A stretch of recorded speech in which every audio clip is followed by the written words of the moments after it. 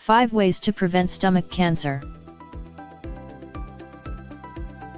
Number 1.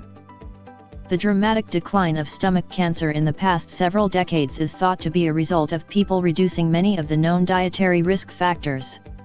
This includes greater use of refrigeration for food storage rather than preserving foods by salting, pickling, and smoking.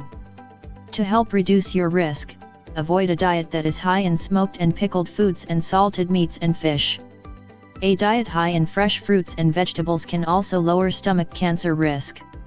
Citrus fruits, such as oranges, lemons, and grapefruit, may be especially helpful, but grapefruit and grapefruit juice can change the blood levels of certain drugs you take, so it's important to discuss this with your healthcare team before adding grapefruit to your diet. The American Cancer Society recommends that people eat a healthy diet, with an emphasis on plant foods. This includes eating at least 2½ cups of vegetables and fruits every day. Choosing whole grain breads, pastas, and cereals instead of refined grains, and eating fish, poultry, or beans instead of processed meat and red meat may also help lower your risk of cancer. Studies that have looked at using dietary supplements to lower stomach cancer risk have had mixed results so far. Some studies have suggested that combinations of antioxidant supplements, vitamins A, C, and E and the mineral selenium, might reduce the risk of stomach cancer in people with poor nutrition to begin with. But most studies looking at people who have good nutrition have not found any benefit to adding vitamin pills to their diet. Further research in this area is needed. Although some small studies suggested that drinking tea, particularly green tea, may help protect against stomach cancer, most large studies have not found such a link. Being overweight or obese may add to the risk of stomach cancer. On the other hand, being physically active may help lower your risk. The American Cancer Society recommends staying at a healthy weight throughout life by balancing calorie intake with physical activity. Aside from possible effects on the risk of stomach cancer, losing weight and being active may also have an effect on the risk of several other cancers and health problems. The full recommendations can be found in the American Cancer Society Guidelines on Nutrition and Physical Activity for Cancer Prevention. Number 2. Avoiding tobacco use. Tobacco use can increase the risk of cancers of the proximal stomach, the portion of the stomach closest to the esophagus.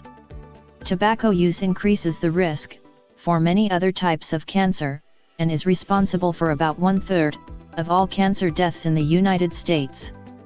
If you don't use tobacco, don't start. If you already do, and want help quitting. Number 3.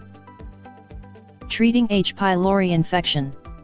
It is not yet clear if people whose stomach linings are chronically infected with the H. pylori bacteria but who do not have any symptoms, should be treated with antibiotics. This is a topic of current research. Some early studies have suggested that giving antibiotics to people with H. pylori infection might lower the number of precancerous lesions in the stomach, and reduce the risk of developing stomach cancer. But not all studies have found this. More research is needed to be sure that this is a way to prevent stomach cancer in people with H. pylori infection.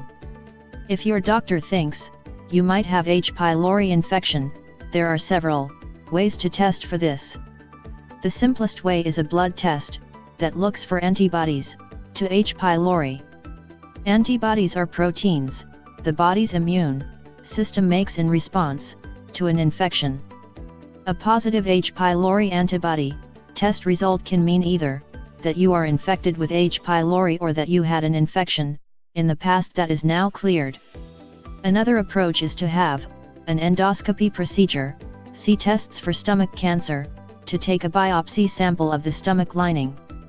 This sample can be used for chemical tests for this kind of bacteria. Doctors can also identify H. pylori in biopsy samples seen with a microscope. The biopsy sample can also be cultured, placed in a substance that promotes bacterial growth, to see if H. pylori grows out of the sample. There is also a special breath test for the bacteria. For this test, you drink a liquid containing urea. If H. pylori is present, it will chemically change the urea. A sample of your breath is then tested for these chemical changes. Number 4. Aspirin use. Using aspirin or other nonsteroidal anti-inflammatory drugs, NSAIDs, such as ibuprofen or naproxen, seems to lower the risk of stomach cancer. These medicines can also lower the risk of developing colon polyps and colon cancer. But they can also cause serious, and even life-threatening, internal bleeding and other potential health risks in some people. Most doctors consider any reduced cancer risk an added benefit for patients who take these drugs for other reasons, such as to treat arthritis. But doctors do not routinely recommend taking NSAIDs specifically to prevent stomach cancer.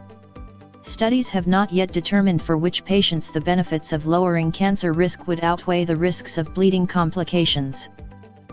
Number 5. For people at greatly increased risk. Only a small percentage of stomach cancers are known to be caused by hereditary diffuse gastric cancer syndrome. But it's very important to recognize it, because most people who inherit this condition eventually get stomach cancer. A personal history of invasive lobular breast cancer before age 50, as well as having close family members who have had stomach cancer, suggests that they might be at risk for having this syndrome.